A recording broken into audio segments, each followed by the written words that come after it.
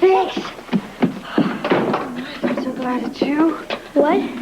No, what are you doing home this time of day? Well, I was on my way to the camera club, and I realized that I left my keys here. I see. Well, I wasn't sure anybody would be here. Aren't you supposed to be at the studio? Yeah, I am supposed to be at the studio, and I usually am, but, I don't know. I wasn't feeling very well today, so I decided to come home early. You mean you're sick again? No. Actually, I was just feeling a little tired. Nothing to be concerned about. Well, you're going to be better by Saturday then, right?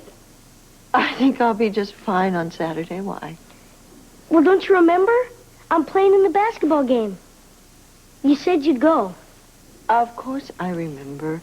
Do you think I would forget something like that? I'm going to be standing in the bleachers, cheering louder than anyone. Are you kidding?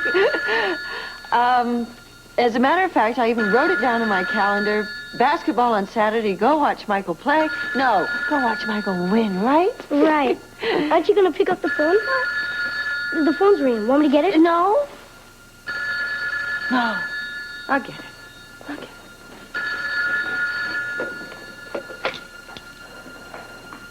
Weber residence. This is Mrs. Weber, yes. Who's calling? No, well, that's very kind of you, but I'm afraid we don't want any magazine subscriptions now. I said no. Wait a minute, please. Don't interrupt. I really don't want any magazine prescriptions, and I am extremely busy, and I can't talk any longer. Thank you very much for calling.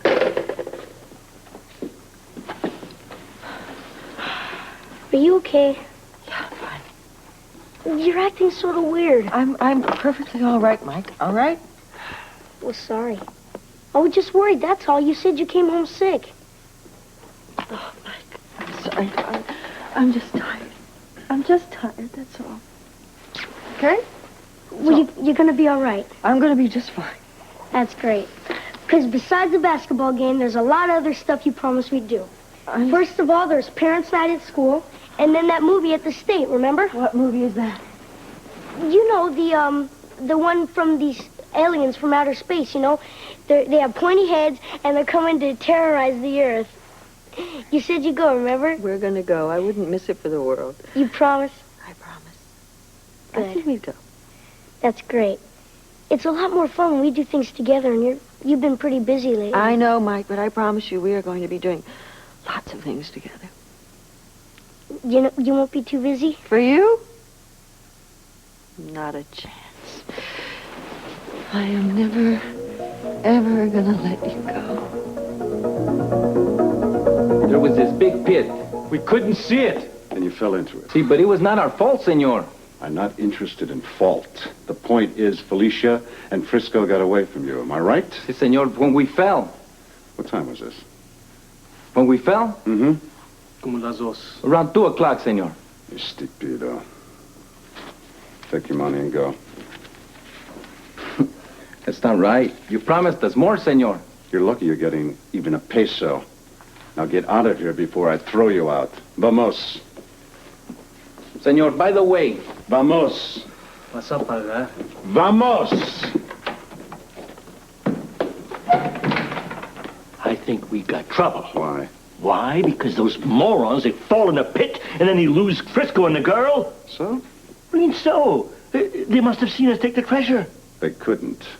They didn't. What makes you so sure?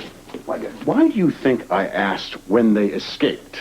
That was about 2 o'clock, right? Yeah. That's when the helicopter took off. Wow. That was a close shave. Oh, yeah, close shave. But there is no way that Frisco and Felicia will ever know we got the treasure. anybody care for a little more iced tea? No thanks, Mariah. Tony and I. We're about to make our way up to the room. Yeah. Why? Stop That's it. a dumb question. You know Come that? on now. You're making Tanya blush. As a matter of fact, when we go up to the room, we make a lot of plans. Such as? Plans for the future. The other day, we decided that we want to have children. Oh, good for you. And a full life. You wouldn't believe some of the plans we've made in that room. It's exciting making plans for a new life. You know, I've been doing that myself. Oh, really? And what exciting plans do you have for your new life? Well, it might sound ordinary, actually, but it doesn't to me. No more princess hang-ups. I'm going to be the kind of person that goes to school, works hard, and loves her life. How about her man?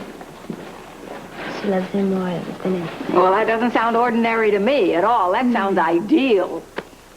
Even if I want to give up being a princess, just forget about it. Oh, my darling. Now, that'll become part of the legend of your life, and then you'll just pass it on from generation to generation. I know that you'll see to that. I think we can handle that. Oh, I know you will, Frisco. Just as I know you'll always take good care of my granddaughter. I promise you, Mariah. Come on, wife. I think we were about to go upstairs. I think so. With the master calls, what can I do? Do you need any help? No, I think we're fine. You sure? No, Well, thank you. I'm going to go and start thinking about dinner.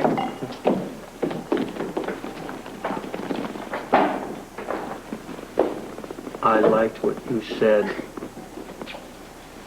What about being an ordinary girl? No.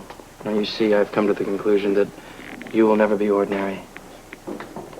About being a girl in love. That's what I liked. I can say that now. It comes so easy. Yeah. I want you. Oh, baby. I'm with you.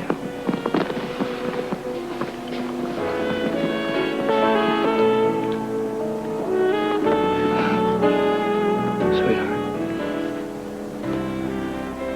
How about if I drop by your room tonight? I'll be waiting.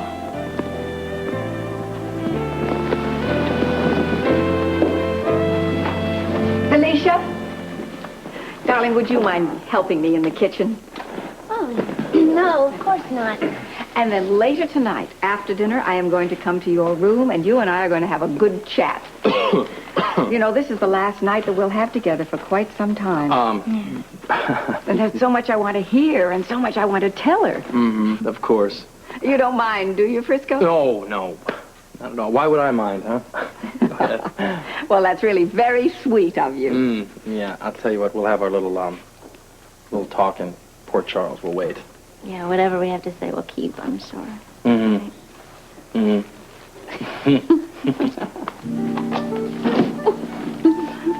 Come on, let's go. Yes, I'm still waiting. Oh, thanks. What's your airline schedule to New York?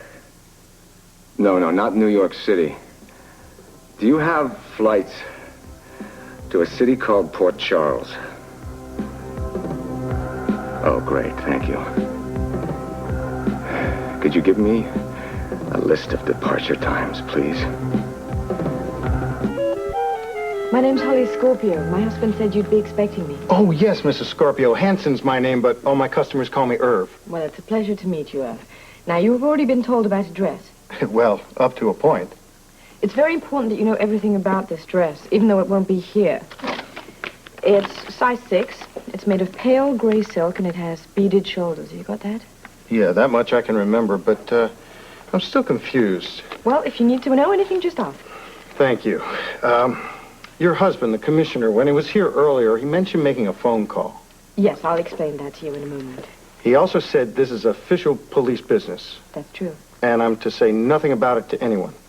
That's also true. You haven't confided in anyone, have you? Oh, no, I promise not to, and Irv's promise is as good as gold.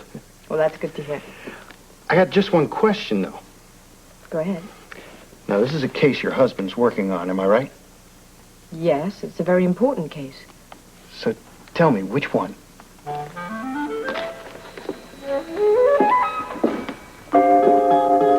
mean to tell me that Holly didn't tell you anything? Well, she wanted to, but she explained that she can't discuss Robert's work. I have to respect that. Oh, I suppose so, but didn't she even give you a hint? Oh, big hint. Something good might happen. That's no help. Terry, I know that's no help. Something good might happen. Something bad might happen. Worst of all, nothing could happen, and I wouldn't even know it. They could keep me dangling on their little hook forever. Hi. Oh. Well, you don't have any news, do you? I can tell by the look on your face. I have news. It's just not what I expected. Great. What is it? This was delivered to me today. What is it? Trial date has been set for March 15th. March 15th? Yes, the Ides of March. Can't say His Honor doesn't have a flair for the dramatic. Well, you know what this means.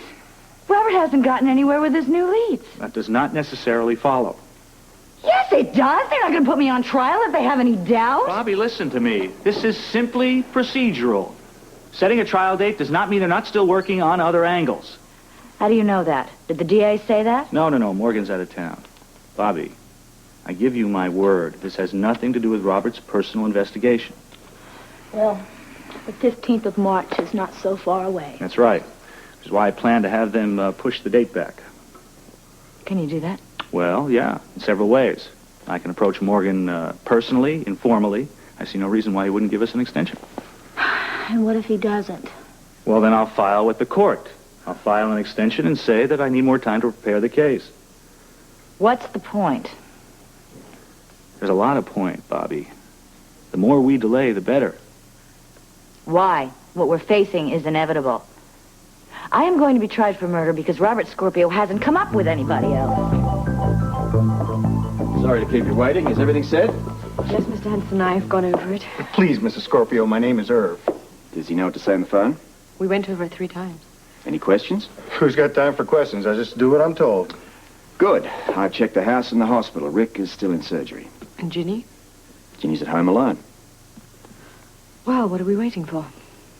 Nothing.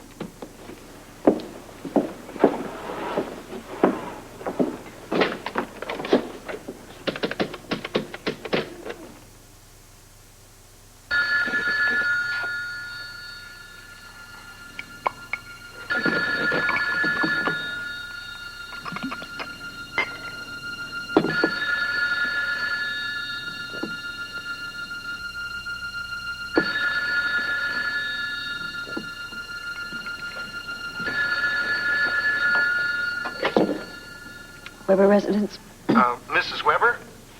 Yes, what is it? Irv calling. Irv, the dry cleaner, from Hanson's Dry Cleaning? Yes, Mr. Hanson, what is it? I got a problem with your dress, Mrs. Weber. I thought I'd better explain it to you before I work on it.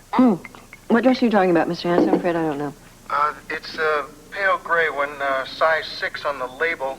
It's silk with beaded shoulders, remember? The problem is, Mrs. Weber, I can't remove the blood stains without ruining the material.